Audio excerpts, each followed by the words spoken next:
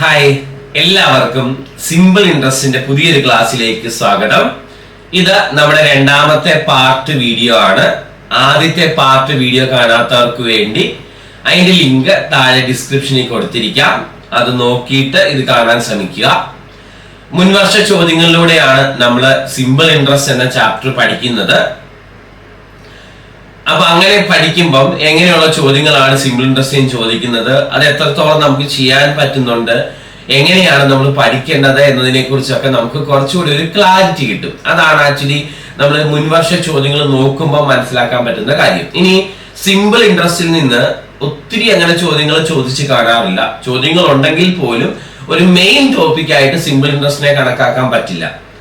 ചോദ്യങ്ങളുടെ എണ്ണം കമ്പാരിറ്റീവ്ലി കുറവാണ്. സിമ്പിൾ ആൻഡ് കോമ്പൗണ്ട് ഇൻട്രസ്റ്റ് എന്ന് പറയുന്നതിൽ നിന്നാണ് ഒരു മാർക്കിന് ചോദ്യങ്ങൾ വരാറ്. അപ്പൊ സിമ്പിൾ ഇൻട്രസ്റ്റിൽ നിന്ന് കമ്പാരിറ്റീവ്ലി ചോദ്യങ്ങൾ കുറവാണെന്ന് തന്നെ പറയാം, കമ്പയർ ചെയ്ത് നോക്കുമ്പോൾ, ബാക്കിയുള്ള ചാപ്റ്ററുകളെ അപേക്ഷിച്ച് നോക്കുമ്പോൾ. അപ്പൊ ഇതിൽ നിന്ന് ചോദിച്ച ചോദ്യങ്ങൾ ഓരോന്നായിട്ട് നമുക്ക് നോക്കാം. ഇന്ന് നമ്മൾ പരിചയപ്പെടുന്ന ചോദ്യങ്ങൾ കുഞ്ഞുങ്ങളെ, ഇവിടെ ഒരു 3 ചോദ്യമുണ്ട്, വീണ്ടും ഒരു 2 ചോദ്യം, അങ്ങനെ 3ഉം 2ഉം 5 ചോദ്യമാണ് ഈ വീഡിയോയിൽ നമ്മൾ പരിചയപ്പെടുന്നത്. അപ്പൊ ആദ്യം നിങ്ങൾ സ്വന്തം നിലയ്ക്ക് ചെയ്തു നോക്കണം. ഇടത് സൈഡിൽ ചോദ്യം ആൻസർ മാർക്ക് ചെയ്യാതെ നിങ്ങൾക്ക് ചെയ്യാൻ വേണ്ടി കൊടുത്തിട്ടുണ്ട്, അത് തന്നെ ചെയ്തു നോക്കാൻ വേണ്ടിയാണ്. വലത് സൈഡിൽ ആൻസർ മാർക്ക് ചെയ്ത് അതിന്റെ എക്സ്പ്ലനേഷൻസ് ആൻസർ മാർക്ക് ചെയ്ത് കൊടുത്തിട്ടുണ്ട്. ഇനി അതിന്റെ എക്സ്പ്ലനേഷൻസ് ഓരോന്നായിട്ട് ഞാൻ പറയുകയും ചെയ്യും. ഓക്കെ, അപ്പൊ അറിയാവുന്നവര് വീഡിയോ ഫുള്ള് കണ്ട് സമയം കളയണ്ട, സ്വന്തമായിട്ട് ചെയ്ത് നോക്കി എല്ലാം അറിയാമെങ്കിൽ വീഡിയോ കാണേണ്ട ആവശ്യമില്ല. അറിയത്തില്ലാത്ത കുട്ടികൾ ഓരോ എക്സ്പ്ലനേഷൻസ് കണ്ട് വൃത്തിയായിട്ട് ക്ലാസ് കണ്ട് പഠിക്കാൻ, നോട്ട് എഴുതി പഠിക്കാൻ ശ്രമിക്കണം കേട്ടോ. ശരി, ഓരോ ചോദ്യങ്ങളായിട്ട് നമുക്ക് നോക്കാം. ഫസ്റ്റ് ക്വസ്റ്റ്യൻ ഇതാണ്: 400 രൂപ 10% പലിശ നിരക്കിൽ ഇരട്ടിക്കാൻ എത്ര വർഷം വേണം? നമ്മൾ സിമ്പിൾ ഇൻട്രസ്റ്റ് പഠിക്കുമ്പോൾ ഇങ്ങനെ പഠിക്കാറുണ്ട്, തുക ഇരട്ടിയാകാൻ, അല്ലെ? തുക ഇരട്ടിയാകാൻ എത്ര വർഷം വേണം എന്ന് ചോദിച്ചാൽ എന്താ ഇക്വേഷൻ? 100 ഡിവൈഡഡ് ബൈ r ആണ്. തുക ഇരട്ടിയാവാൻ എത്ര വർഷം വേണം എന്ന് ചോദിച്ചാൽ എന്താ ഇക്വേഷൻ? 100 ഡിവൈഡഡ് ബൈ r ആണ്. തുക ഇരട്ടിയാവാൻ എത്ര വർഷം വേണം എന്ന് ചോദിച്ചാൽ ഇക്വേഷൻ എന്താണ്? 100 ഡിവൈഡഡ് ബൈ r ആണ്, അല്ലെ? അപ്പൊ ഇവിടെ 10% നിരക്ക് ഇരട്ടിക്കാൻ എത്ര വർഷം വേണമെന്ന് ചോദിച്ചാൽ വേറെ ഒന്നും ചെയ്യണ്ട, 100 ഡിവൈഡ് ബൈ r ചെയ്താൽ മതി. r എത്രയാ? 10. ആൻസർ 10 വർഷം എന്ന് കിട്ടും. ഇവിടെ ആ എമൗണ്ട് തരേണ്ട ആവശ്യമൊന്നുമില്ല, അല്ലാതെ തന്നെ കണക്ക് ചെയ്യാം. തുക ഇരട്ടിയാകാൻ എത്ര വർഷം വേണമെന്ന് ചോദിച്ചാൽ 100 ബൈ r. തുക 3 മടങ്ങാവാൻ എത്ര വർഷം വേണമെന്ന് ചോദിച്ചാൽ 200 ബൈ r. തുക 4 മടങ്ങാവാൻ എത്ര വർഷം വേണമെന്ന് ചോദിച്ചാൽ 300 ബൈ r. തുക 5 മടങ്ങാവാൻ എത്ര വർഷം വേണമെന്ന് ചോദിച്ചാൽ 400 ബൈ r. അങ്ങനെ നമ്മൾ പഠിക്കുന്നതാണ് സിമ്പിൾ ഇൻട്രസ്റ്റിൽ ഒരു ടൈപ്പ് തിരിച്ച്, അല്ലെ? അപ്പൊ ഇവിടെ തുക ഇരട്ടിക്കാൻ എത്ര വർഷം വേണമെന്ന് ചോദിച്ചാൽ 100 ബൈ r ചെയ്താൽ നമ്മുടെ ഉത്തരം കിട്ടും കുഞ്ഞുങ്ങളെ. സോ ആൻസർ 10 വർഷം.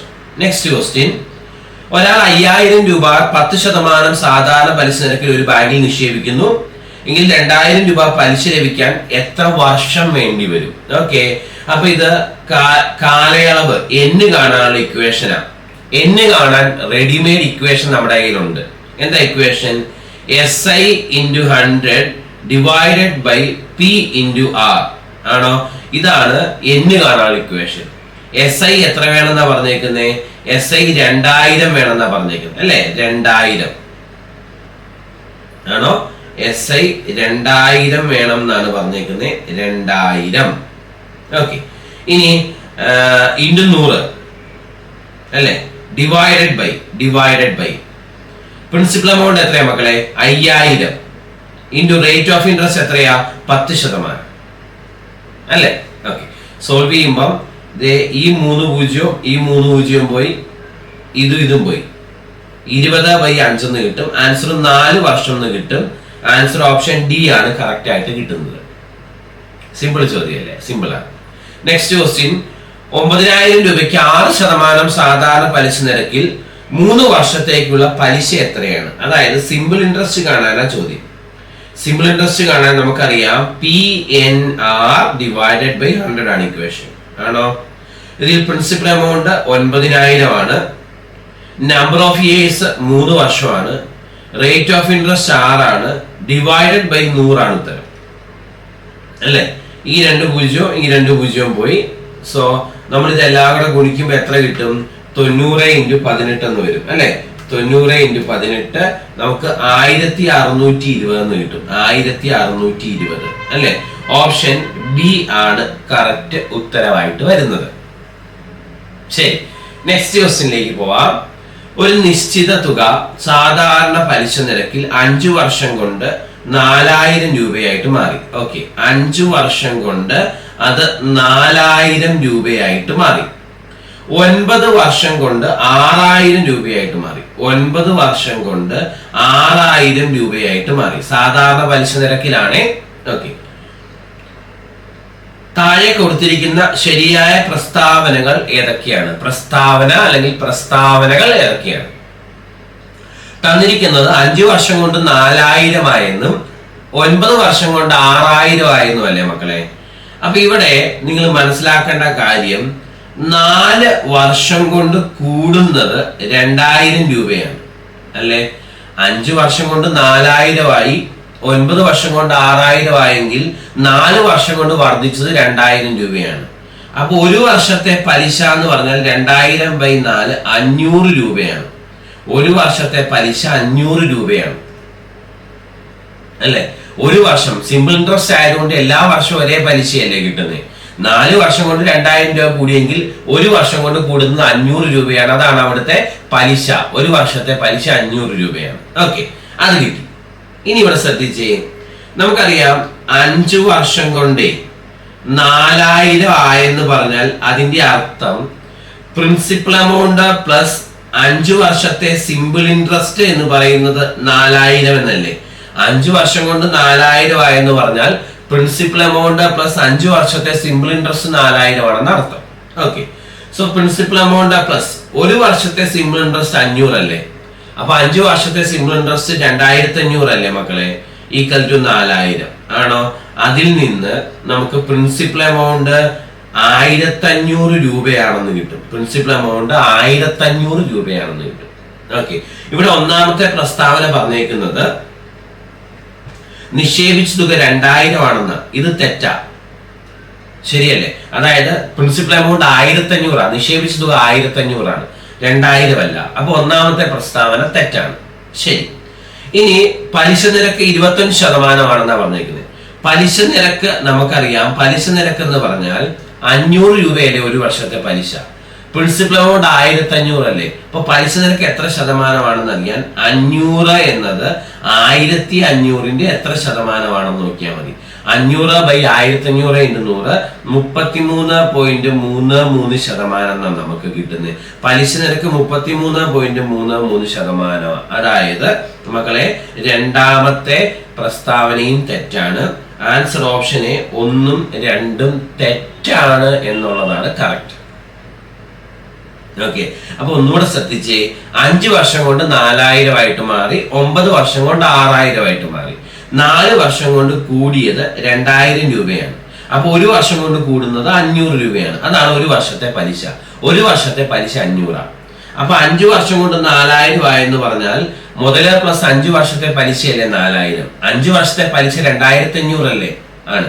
അപ്പൊ മുതൽ 1500 രൂപ എന്ന് കിട്ടും ആണ്. പലിശ നിരക്ക് കാണാൻ 500 രൂപ ഒരു വർഷത്തെ പലിശയല്ലേ ആണ്. മുതൽ 1500 അല്ലേ. 500 1500ന്റെ എത്ര ശതമാനമാണെന്ന് നോക്കിയാൽ മതി. അപ്പൊ പലിശ നിരക്ക് കിട്ടും. സോ ആൻസർ 33.33% ഓപ്ഷൻ എ ആണ് ഇവിടെ കറക്റ്റ് ഉത്തരവായിട്ട് വരുന്നത്. ഓക്കെ, അടുത്ത ചോദ്യം. 587 രൂപ സാധാരണ പലിശ കണക്കാക്കുന്ന ബാങ്കിൽ നിക്ഷേപിച്ചു. 5 വർഷം പൂർത്തിയായപ്പോൾ പലിശയും മുതലും തുല്യമായി. മക്കളെ, പലിശയും മുതലും തുല്യമായി എന്ന് പറഞ്ഞാൽ അതിന്റെ അർത്ഥം തുക ഇരട്ടിയായി എന്നാണ്. തുക ഇരട്ടിയായി എന്നാണ്, അല്ലെങ്കിൽ തുക 2 മടങ്ങായി എന്നാണ് അതിന്റെ അർത്ഥം. പലിശയും മുതലും തുല്യമാകുന്ന തുക 2 മടങ്ങാകുമ്പോൾ അല്ലെ. ഞാൻ 1000 രൂപ നിക്ഷേപിച്ചു, എനിക്ക് 2000 രൂപ തിരിച്ചു കിട്ടുമ്പോഴല്ലേ തുക ഇരട്ടിയായി എന്ന് പറയുന്നത്. 2000 രൂപ തിരിച്ചു കിട്ടണമെങ്കിൽ 1000 രൂപയ്ക്ക് 1000 രൂപ പലിശ കിട്ടണ്ടേ. അപ്പൊ മുതലും പലിശയും തുല്യമായെന്ന് പറയുന്നതും തുക ഇരട്ടിയായി എന്ന് പറയുന്നതും ഒന്നു തന്നെയാണ്. ഞാൻ 1000 നിക്ഷേപിച്ചു, എനിക്ക് 1000 തിരിച്ചു കിട്ടി പലിശയായിട്ട്. അപ്പൊ ആകെ 2000 കിട്ടണം. തുക ഇരട്ടിയാവണമെങ്കിൽ 2000 കിട്ടണം. ശരിയല്ലേ? 1000 നിക്ഷേപിച്ച് 2000 തിരിച്ചു കിട്ടുമ്പോഴാണ് തുക ഇരട്ടിയായെന്ന് പറയുന്നത്. അത് തന്നെയാണ് മുതലും പലിശയും തുല്യമായെന്ന് പറയുന്നത്. അപ്പൊ ഇവര് പറഞ്ഞേക്കുന്നത് മുതലും പലിശയും തുല്യമായെന്ന. അപ്പൊ അതിന്റെ അർത്ഥം തുക ഇരട്ടിയായെന്ന. ഓക്കെ, ഇനി എങ്കിൽ 100 രൂപയ്ക്ക് ഒരു വർഷത്തേക്ക് നിക്ഷേപിക്കാൻ ലഭിക്കുന്ന പലിശ എത്ര? മക്കളെ, 100 രൂപയ്ക്ക് ഒരു വർഷത്തേക്ക് നിക്ഷേപിക്കുമ്പോൾ കിട്ടുന്ന പലിശേനെയാണ് നമ്മൾ പലിശ നിരക്ക് എന്ന് പറയുന്നത്. പലിശ നിരക്ക് കാണാനാണ് ഇവിടെ ചോദ്യം. ഞാൻ ഒന്നുകൂടെ കാര്യങ്ങൾ വ്യക്തമാക്കാം. 587 രൂപ സാധാരണ പലിശ കണക്കാക്കുന്ന ഒരു ബാങ്കിൽ നിക്ഷേപിച്ചു, അല്ലെ? കാലയളവ് ഇവിടെ തന്നിട്ടുണ്ട് 5 വർഷം. 5 വർഷം പൂർത്തിയായപ്പോൾ മുതലും പലിശയും തുല്യമായെന്നാ പറഞ്ഞേക്കുന്നത്. മുതലും പലിശയും തുല്യമായെന്ന് പറഞ്ഞാൽ തുക ഇരട്ടിയായി എന്ന അർത്ഥം. മുതലും പലിശയും തുല്യമാകുമ്പോൾ ആ തുക ഇരട്ടിയാകുന്നത്. 1000 രൂപ നിക്ഷേപിക്കുമ്പോൾ 1000 രൂപയ്ക്ക് 1000 രൂപ പലിശ കിട്ടുമ്പോഴാണ് മുതലും പലിശയും തുല്യമാകുന്നത്. അപ്പോഴാണ് തുക ഇരട്ടിയാകുന്നത്, അല്ലേ മക്കളെ? അപ്പൊ തുക ഇരട്ടിയായെന്ന അർത്ഥം. ഇനി ചോദിച്ചേക്കുന്നത് എങ്കിൽ 100 രൂപ ഒരു വർഷത്തേക്ക് നിക്ഷേപിച്ചാൽ ലഭിക്കുന്ന പലിശ എത്ര? മക്കളെ, 100 രൂപയ്ക്ക് ഒരു വർഷത്തേക്ക് ഈടാക്കുന്ന പലിശേനെ പറയുന്ന പേരാണ് പലിശ നിരക്ക്. അപ്പൊ ഇവിടെ 100 രൂപയ്ക്ക് ഒരു വർഷത്തിലേക്കാണ് പലിശ എത്രയാണെന്ന് ചോദിച്ചാൽ പലിശ നിരക്ക് എത്രയാണെന്ന് കണ്ടുപിടിക്കാനാണ് ചോദിച്ചേക്കുന്നത്. ഓക്കെ, എനിക്കറിയാം പലിശ നിരക്ക് കാണാൻ, തുക ഇരട്ടിയാവാൻ പലിശ നിരക്ക് എത്രയാണെന്ന് അറിയാൻ 100/n ചെയ്താൽ മതി. നമ്മൾ ഈ ക്ലാസ്സിൽ തന്നെ തുടക്കത്തിൽ പറഞ്ഞു ആ മോഡൽ. തുക ഇരട്ടിയാവാൻ എത്ര വർഷം വേണമെന്ന് ചോദിച്ചാൽ 100/r, അല്ലെ? തുക ഇരട്ടിയാവാൻ എത്ര ശതമാനം പലിശ നിരക്കുള്ള ബാങ്ക് നിക്ഷേപിക്കണം എന്ന് ചോദിച്ചാൽ 100/n. തുക 3 മടങ്ങാവാൻ എത്ര വർഷം വേണമെന്ന് ചോദിച്ചാൽ 100/r ആണോ? തുക 3 മടങ്ങാകാൻ എത്ര ശതമാനം പലിശ നിരക്കുള്ള ബാങ്കിൽ നിക്ഷേപിക്കണം എന്ന് ചോദിച്ചാൽ 100/n, അല്ലെ? ഓക്കെ, ഇവിടെ 100/n ചെയ്താൽ മതി മക്കളെ. 100/5, നമ്മുടെ ആൻസർ 20 എന്ന് കിട്ടും. ആൻസർ ഓപ്ഷൻ സി ആണ്, 20 എന്ന് കിട്ടുന്നത്. സംശയമുണ്ടോ മക്കളെ? ഞാൻ ഒന്നുകൂടെ പറയണോ? ഒന്നുകൂടെ പറഞ്ഞുതരാം. നോക്ക്, അതായത് എങ്കിൽ 100 രൂപ ഒരു വർഷത്തേക്ക് നിക്ഷേപിച്ചാൽ ലഭിക്കുന്ന പലിശ എത്ര എന്ന് ചോദിച്ചാൽ പലിശ നിരക്ക് കാണാനാണ് ചോദ്യം. 100 രൂപയ്ക്ക് ഒരു വർഷത്തേക്ക് ഈടാക്കുന്ന പലിശേനെയാണ് മക്കളെ നമ്മൾ പലിശ നിരക്ക് എന്ന് പറയുന്നത്. അപ്പൊ പലിശ നിരക്ക് കാണാനാണ് ഇവിടെ ആക്ച്വലി ചോദ്യം. ശരി, പലിശ നിരക്ക് കാണാനാണ് ചോദ്യം എന്ന് മനസ്സിലാക്കുക. പലിശ നിരക്ക് കാണാനാണ് ആക്ച്വലി ചോദ്യം. ഓക്കെ, ഇനി മുതലും പലിശയും തുല്യമായെന്ന് പറഞ്ഞിട്ടുണ്ട്. അതിന്റെ അർത്ഥം തുക ഇരട്ടിയായെന്ന. അപ്പൊ തുക ഇരട്ടിയായാൽ പലിശ നിരക്ക് എത്രയാണെന്ന് കണ്ടുപിടിക്കണ്ടേ? തുക ഇരട്ടിയായാൽ പലിശ നിരക്ക് എത്രയാണെന്ന് അറിയാൻ 100/n ചെയ്താൽ മതി. n ചോദ്യത്തിലുണ്ട് 100/5. ആൻസർ 20% പലിശ നിരക്ക്. ഇന്നത്തെ ചോദ്യങ്ങളൊക്കെ മനസ്സിലായി എന്ന് വിചാരിക്കുന്നു. നിങ്ങളുടെ വിലപ്പെട്ട അഭിപ്രായങ്ങൾ തീർച്ചയായും കമന്റ് ആയിട്ട് രേഖപ്പെടുത്തണം. ഓക്കെ മക്കളെ, താങ്ക് യു.